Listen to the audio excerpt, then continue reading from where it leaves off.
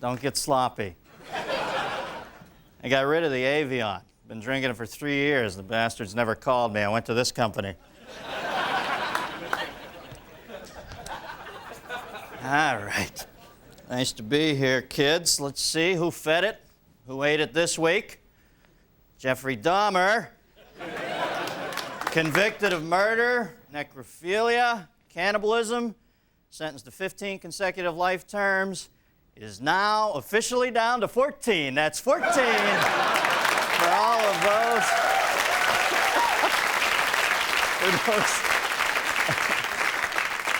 For those of you keeping score at home. As you all know, Jeffrey Dahmer was tenderized to death this week by a fellow prisoner, Christopher Scarver, a first-degree murderer. Evidently, Scarver told prison officials that he thinks he's the son of God. Well, if it were an elected position, he'd certainly be the front runner, huh? Dan Quayle is expected to make a full recovery after being treated for a blood clot in one of his lungs. His doctors told him to get plenty of bed rest and not blow soap bubbles for the next couple of weeks.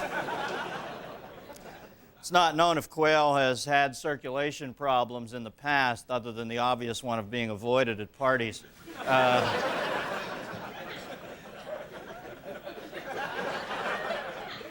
Just teasing, Dan. If you're watching in the hospital, get well, because we need you back. Oh, God. You are the font of all humor. Well, this week, O.J. Simpson's attorney, Robert Shapiro, said he forgives the victim's family members for prejudging Simpson a killer.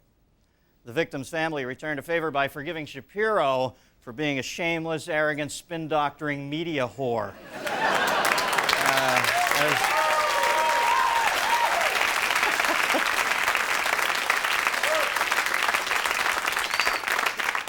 You know, I thought he was cute at first, but this nitpicking's getting a little sickening, isn't it, huh? Did your guy do it or not? As Serbian forces have stepped up attacks on Bosnia, the United Nations, in effect, has given up on its efforts to uphold peace in that civil war. And in a related matter, the UN has officially changed its logo to a deer caught in the headlights. Philip Morris, facing criticism this week that they are targeting youngsters to begin using smokeless tobacco. The cigarette maker denied the charges at a press conference where they introduced their latest product, Mighty Morphin Chewing Tobacco Pogs. You see the Star Trek special on CBS Wednesday night? They covered 30 years of the Star Trek phenomena. My, how the toupee styles have changed over the years, huh? The Supreme Court edited a federal law against child pornography this week, saying there must be proof that a defendant knew the nature of the material. Clarence Thomas did not write an opinion, but he did shout out, "Will everybody stop looking at me whenever they mention porno?"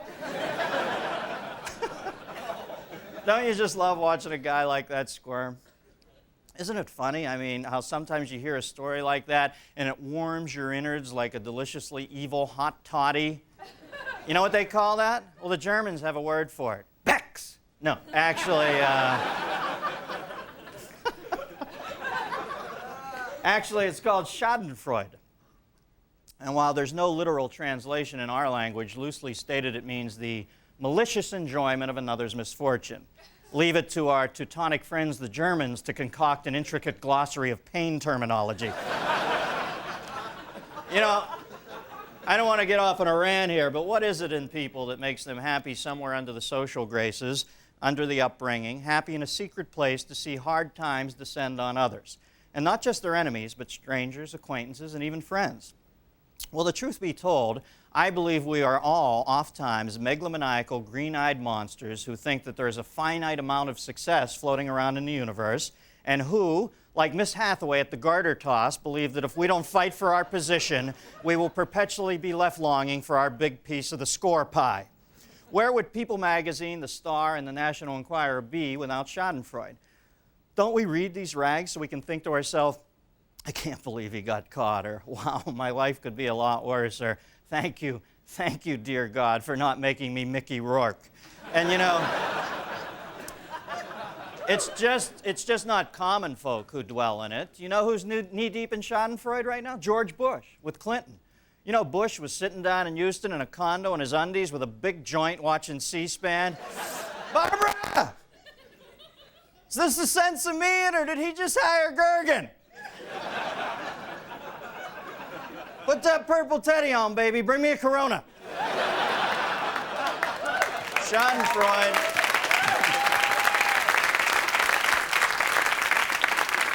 Shadenfreude is as old as the scriptures. Believe me, when the girls in the Red Sea Bowling League heard that Lot's wife had morphed into a pillar of salt, the deer-licked jokes flew.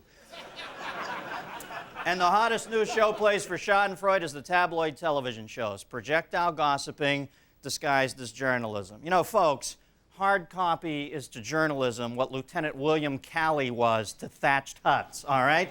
Let's be honest with each other. We don't frequent these shows because we think some information exchange of consequence will occur. We watch them to reassure ourselves that there are freaks out there who are forced to eat way more shit than we do. And when rumored troubles of the tabloid shows aren't enough, we dive into the verite human pain shows like Cops and Rescue 911 because it allows us to sit at home in a warm bed and revel in the fact that our face isn't being jammed down into that wet pavement by Officer Wedge Figgis of the Pensacola Police Department. We will take anybody's pain, anybody whose life is unraveling like a cheap Jamaican espadrille. Just get the camera on the sticks and take off the lens cap, baby. We need another hit. If that seems harsh to you, one way to keep your sanity the next time you're feeling shitty about not feeling shitty about somebody else feeling shitty is to remember that Schadenfreude cancels itself out because others feel it just as strongly about you. There's a massive common pool of ill will out there, and we all siphon off a bit of it and smuggle it out into the common yard like dirt in the prisoner's pants legs in The Great Escape. We might as well face the fact that we sometimes relish in the setbacks in other people's lives. We need to admit that the feeling has been built into the lining of the human heart from the clay model on, so that when we experience this imperfectly human joy at another's tale of woe, we won't feel freakish and broken.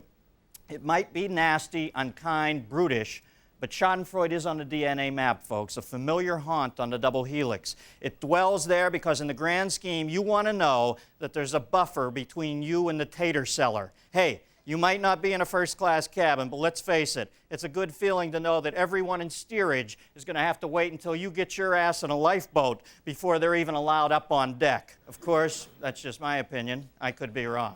I want to know what you think, America. Give me a call at 1... Thank you.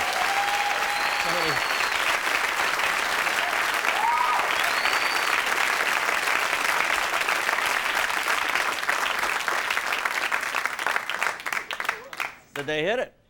I am so lame. America, I want to know what you think. Give me a call at 1-800. I've got like the biggest dreadlock down my throat. Jesus. Give me a call at 1-800-hairball. No, 1-800-lactose. My guest tonight is a very funny man. He is also the Bob Vila of neurosis. Please welcome the star of HBO's Larry Sanders Show, Garry Shandling, folks. Garry.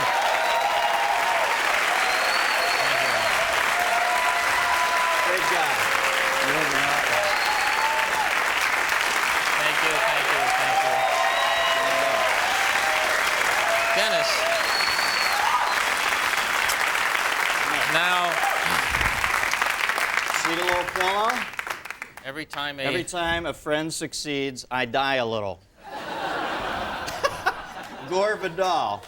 You find any presence of Shadenfreude in your life, Garry? Well, you know, first of all, I found it interesting that you refer to it always in the third person. You said we, you, us. So I don't know how you feel about it, because I always have a feeling that you love other people. You are knee-deep in other people's. I am in the Marianas Trench of Shadenfreude. Exactly.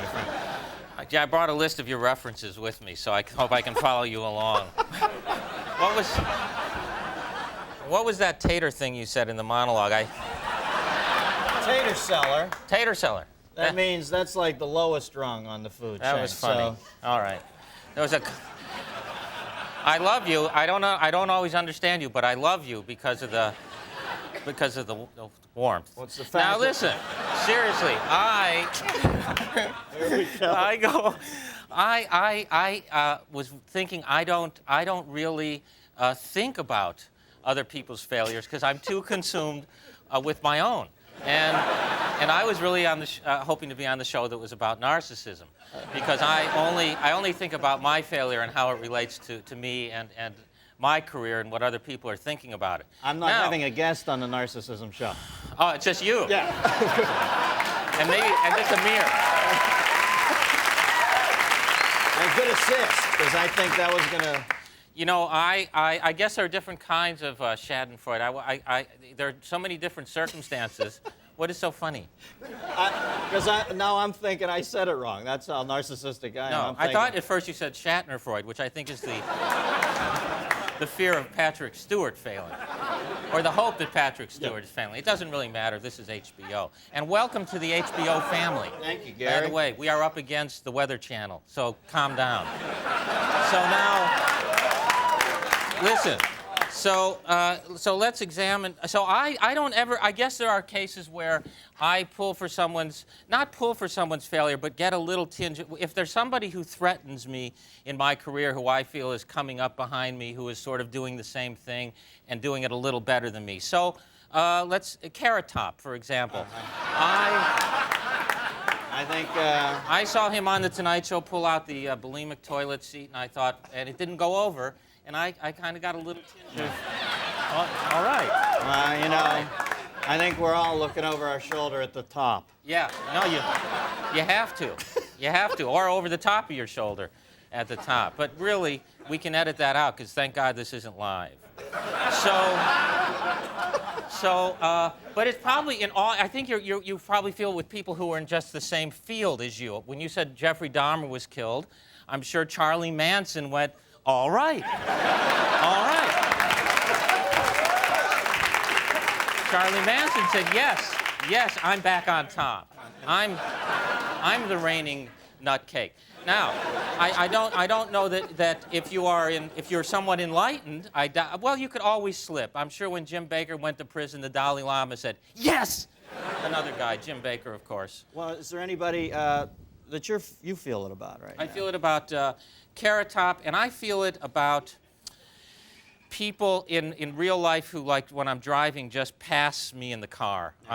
When I see them get a speeding ticket down the block, I kind of get a little, there you go. That's what you know. You know who I would think you would get a good dose of Schadenfreude about is, I would take a guess at Kelsey Grammer. I would think Kelsey Grammer. That is Frasier?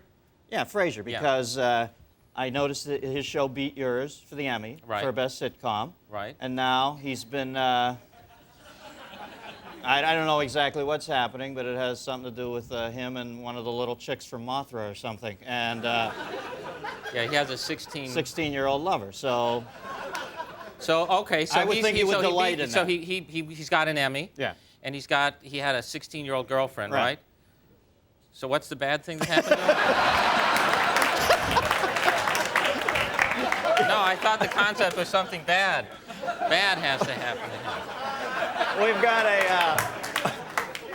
We've got a phone call. I'll tell you, I dated a girl in high school who dumped me for the football player.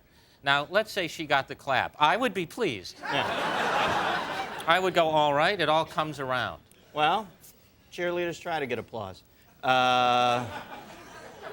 This is a clap applause joke. Come on, Yeah. lay off me.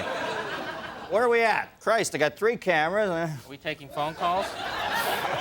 Line 1, Mary from Dempseytown, Pennsylvania. Go ahead, Mary. Yeah. Is that near Angel Louis Firpo Town? Well, not quite. I live in Egypt. What? You live in Egypt? Yeah, you know, that place in Egypt. All right. Can you just go on to the Okay. next call? You have to talk about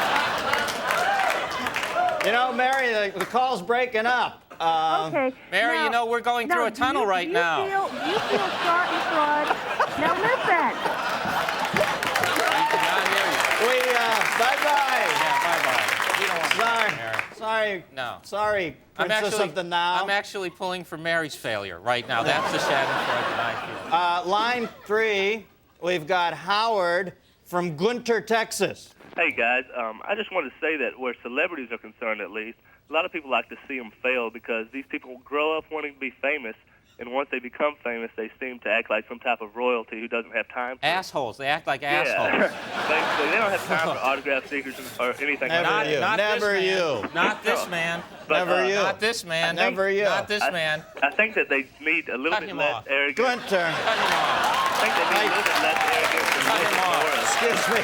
Gunter, you've You know- mistaken us for a show that gives a shit. Yeah. All right. Line 4. Now that I'm on HBO, I don't have time to talk to that man. I'm a big star. I'm Yeah. on HBO. Gunter. I can't believe they only gave us 2 cameras, HBO. You know get 4 he's getting cameras. it illegally, too. Gunter. Gunter. I got to get an atlas and see if there is such a place. I say Gunter's his name. Me, too. Yeah. And he's living down in South America. He's living with in Bob, Texas. He's Mangala. just confused. All right. Line 4, we've got John. Now, would you want to get in on this conversation if you were a phone caller? Because we're just eviscerating people. They call, we shit on them, we get rid of them. But John's going to Those wait are my in. fans. We've got line 4, Johnny from Rockford, Illinois. John, go How ahead. you doing, Dennis? See, What's happening, John? can handle it. Not a lot. Good. Dennis, do you think that the comedy clubs are dying because of the political correctness in this society? It seems like a young, talented comic that gets up on stage, does a joke mildly distasteful, the politically correct cows in the audience. You know, John, I think they're dying because audiences are getting stupider. Take care.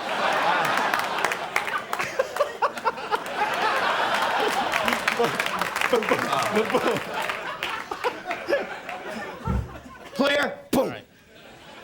Line 2, we got Jack from Long Island. Go ahead, Jackie. Yo, Dennis, nice show. Listen, Thank you, Jack. What's your opinion of college professors who get their rocks off humiliating students? And what recourse would you take for that student if you were that student? There are. You better watch what you say. You're going to be called as an accessory to murder here. What, Doug, have you had a run-in with a prof lately? Indiana Jones put you down or something? Oh, yeah. Oh, yeah. Big time. What happened, babe? Lay it on me. Well, it had to do with his speech. I had told her what the topic of my speech was going to be. It happened to be on Ralph Nader, and she felt that that was inappropriate. Actually called him a bleeding heart liberal and refused to hear what I had to say and turned it into a complete debacle in the class. Debacle. Boy, I see some Isn't it erections. debacle? Cut him off. No, he was good. We've got a kid. We've got a kid here we can help, for God's no, sake, you're right. Gary. We've both lived a little. You're right. This Come on, kid's in Gary. trouble. He's having man. erection problems since the incident. You got that right. Well, listen, You know, how... here's a little tip for you. I used to, in high school, for the spelling bee, used to slip in dirty words and just claim to be a bad speller. So they'd go, spell disestablishment. Disestablishment. M-A-S-T-U-R-B-A. Disestablishment. T-I-L-N. Disestablishment. And then they'd go, no. And I go, oh, I failed spelling, didn't I? All right. Do we have time for another call? No? We got a split? I have to wrap up here, and I'm going to do the big screen. You going to stay? Can you stay Yeah, through the end? yes, I'm You going to staying. watch? Yeah. All right. Garry Shandling, folks. Give him a hand. Well, thanks, Gary. Good, Dennis. Want some water?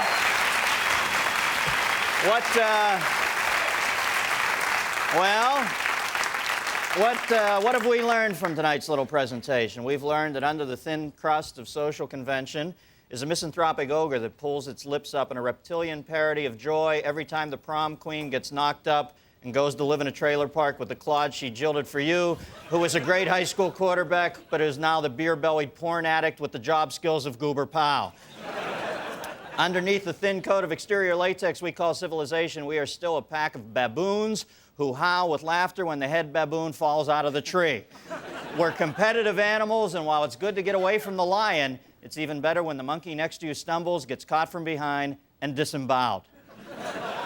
Fuck it, who wants pie? I'll be right back. Okay, thank you.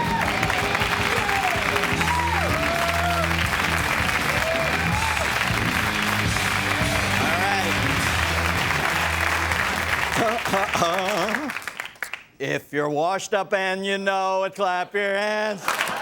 If you're...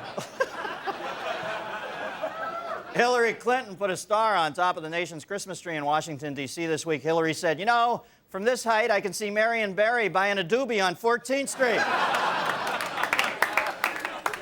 Here we see Chelsea Clinton playing the favorite aunt in Washington's ballet version of the Nutcracker. The role of the Nutcracker this year, of course, will be played by Newt Gingrich. Well, the Republicans are back in power. Look for renewed funding for the Super Collider project. Hi, kids. I'm Governor Pete Wilson. If you want toothpaste, show me your green cards.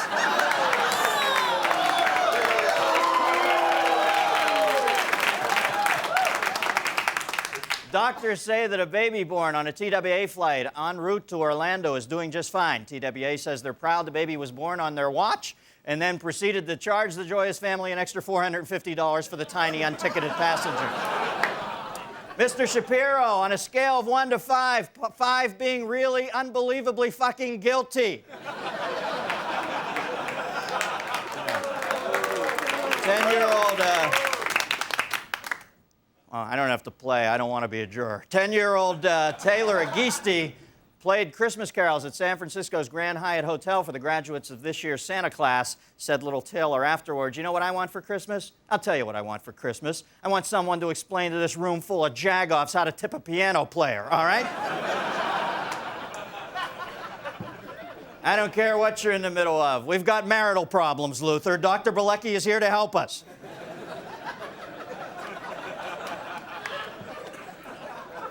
The future farmers of America elected their first ever black president this week. 20-year-old Corey Flannery of Chicago issued a statement of cooperation with all corn, wheat, soybean, and dairy farmers. He then told cotton farmers to kiss his ass. Well, it's been 7 years, so Secretary of State Warren Christopher returned to his home planet to get laid this week. Here we see Israeli Prime Minister Yitzhak Rabin clearing out the West Bank. And R.J. Reynolds Tobacco Company plans to market a smokeless cigarette next year, and they are also promising smokers it will produce a tumorless cancer. Good work, boys.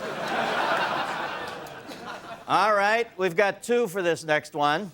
Petey the polar bear played in the waters of the Central Park Zoo this week, but it was just no use. He was overwhelmed by the nihilistic realization that he and his partner, Ginzy, were merely 2 separate beings randomly thrown together and consigned to a hellish existence of boredom and captivity in a universe devoid of meaning. This morbid thought obsessed the angst-filled creature, filling his waking hours with a sickening dread that was at odds with his seemingly serene countenance and playful demeanor. Or, "I love my ball."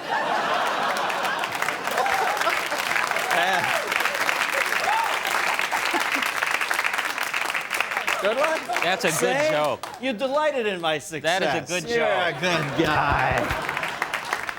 Heidi Fleiss was convicted of pandering today. She could receive up to 11 years in prison, but I'm thinking most men out there are hoping she'll be sentenced to community service.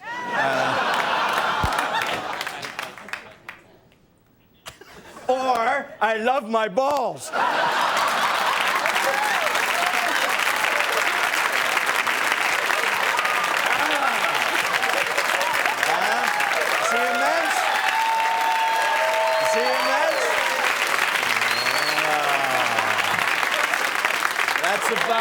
That's the menschiest thing I've ever seen, man. Here we see Bill Cosby listening intently for another product endorsement offer. Unable to handle the pressure of the upcoming Christmas season, Santa Claus let off a little steam at the North Pole Holiday Inn Lounge last week. Klaus reportedly had several Mai Tais and took a swing at a patron who taunted him by repeatedly calling him Saint Dick. You know, actually, I did do a little modeling when I was younger. And in Washington, D.C. this week, a group of tourists just happened to be walking by the base of the steps of the Capitol building when Attorney General Janet Reno's skirt was blown up by a gust of wind.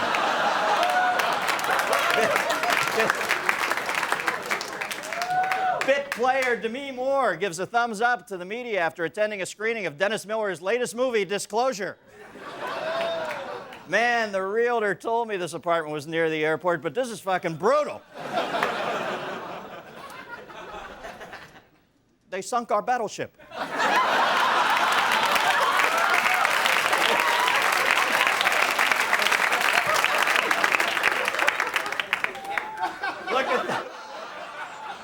Look at that bailiff. Thin, weak, sickly. I'll bet he needs a doctor. And finally, you want lies with that, sir? That's the news, and I am out of here. Garry Shandling.